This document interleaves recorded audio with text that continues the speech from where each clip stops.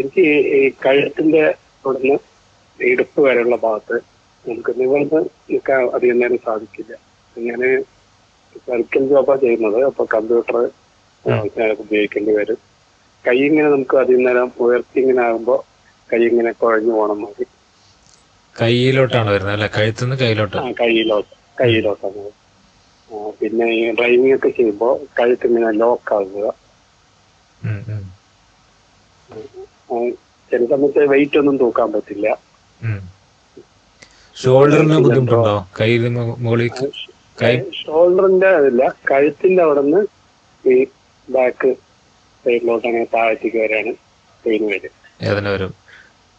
ചെറിയ ജോലികളൊക്കെ എടുത്താൽ പെട്ടെന്ന് കൈ കടയുന്നുണ്ടോ? പെട്ടെന്ന് അതാവും. പെട്ടെന്ന് എന്തെങ്കിലും വെയിറ്റ് എന്തെങ്കിലും തൂക്കി അപ്പൊ പെട്ടെന്ന് അതിന്റെ റിസൾട്ട് വേദന വരും. തരിപ്പോ കരിച്ചിലല്ലാതെ തരിപ്പുണ്ടോ കയ്യിലോട്ടൊരു? ചില സമയത്ത് കയ്യിന്റെ ഭാഗത്ത് തരിപ്പ്. എത്ര നാളായി തുടങ്ങിയിട്ട്? കുറച്ച് പഴക്കമുണ്ട്. 10 വർഷത്തിന് മുകളിലായിട്ടുണ്ട്. ഞാൻ നേരത്തെ കണ്ടപ്പോ കൊളസ്ട്രോപ്പൊക്കെ ഇവിടെ ഡോക്ടർ ഉപദേശിച്ചിരുന്നു. ഞാൻ പിന്നെ അത് ഇട്ടിരുന്നില്ല.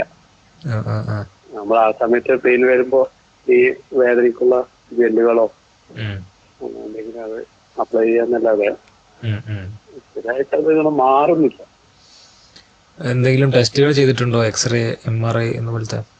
എക്സ്റേ എടുത്തപ്പോ ഈ സെർവിക്കൽ സ്പോണ്ടിലൈറ്റിസ് അങ്ങനെ എന്തോ പറഞ്ഞത്. അതിന്റെ ഏതോ ഇതിന്റെ ഡിസ്കിൻ നമ്പർ ഉണ്ടല്ലോ, അതിലേതിലേക്കോ. MRI എടുത്തിട്ടുണ്ടോ? MRI എടുത്തിട്ടില്ല. അപ്പോ ഡിസീസ് നിങ്ങൾ പറഞ്ഞത് സെർവിക്കൽ റാഡിക്കുലോപ്പതി എന്ന് പറയുന്ന ഒരു കണ്ടീഷൻ തോന്നുന്നു.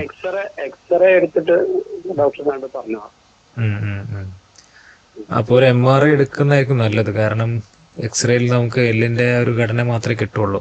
ഞരമ്പിലോട്ട് കയ്യിലോട്ട് പോകുന്ന ഞരമ്പിന് ബ്ലോക്ക് ഉണ്ടോ എന്ന് അറിയണമെങ്കിൽ നമുക്ക് ചെയ്യേണ്ട ടെസ്റ്റാണ് MRI. അതിലാണ് കൂടുതൽ വ്യക്തത കിട്ടുന്നത്. കയ്യിലെ ഞരമ്പുകൾ ബ്ലോക്ക് ആകുന്നുണ്ടോ, ഈ വേദന എവിടെ നിന്ന് വരുന്നതാണ് നമുക്ക് ആദ്യം ഐഡന്റിഫൈ ചെയ്യേണ്ടത്. സാറ് പറഞ്ഞ ഷോൾഡർ കുഴപ്പമില്ല എന്ന് പറഞ്ഞു അല്ലെ?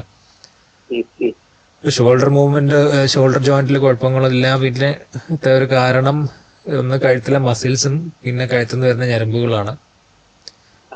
പുറത്തുള്ള ഭാഗത്ത്. അതെ. അപ്പൊ ഞരമ്പുകൾക്ക് ബ്ലോക്ക് ഉണ്ടെങ്കിൽ ആ മസിലുകളും കയ്യിലും മൊത്തത്തിലൊരു കടച്ചിലായിട്ട് വരാം.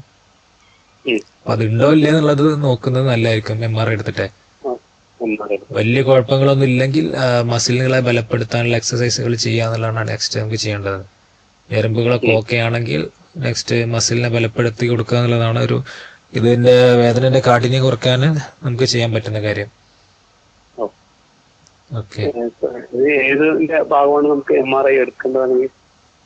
MRI കഴുത്തിന്റെ സെർവിക്കൽ സ്പൈൻ എന്നാണ് പറയാ. അതെ, അതില് നമുക്ക് കഴുത്തുനിന്ന് കയ്യിലോട്ടുള്ള ഞരമ്പുകളൊക്കെ അതിൽ കാണാൻ പറ്റും. ഞരമ്പ് തുടങ്ങുന്ന ഭാഗത്തെ പ്രശ്നങ്ങൾ, ഡിസ്ക് വന്ന് തട്ടുന്നതും തേയ്മാനത്തിന്റെ പ്രശ്നങ്ങളുണ്ടോ എന്നൊക്കെ അറിയാം. നടത്തത്തിന് കുഴപ്പമൊന്നുമില്ലല്ലോ? സ്പീഡിൽ നടക്കാനൊക്കെ പറ്റില്ലേ?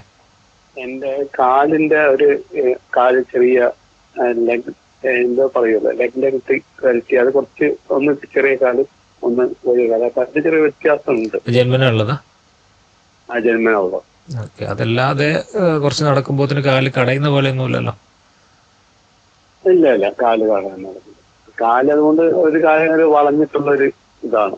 ഓക്കെ, അങ്ങനത്തെ നടത്താണല്ലേ? പക്ഷെ നടക്കുമ്പോ അങ്ങനെയൊന്നും അറിയില്ല. അങ്ങനെ ഒരു ഇതുണ്ട്. ഓക്കെ. അപ്പൊ സാറിന്റെ കാര്യത്തില് എനിക്ക് തോന്നുന്നു അതായിരിക്കാം. ഇപ്പൊ ആരും കാണിച്ചിട്ട് ഒരു ഒപ്പീനിയൻ എടുക്കുക, MRI എടുത്തിട്ടില്ലെങ്കിൽ അത് എടുത്താലാണ് ഡീറ്റെയിൽ ആയിട്ട് അറിയാൻ പറ്റുന്നത്.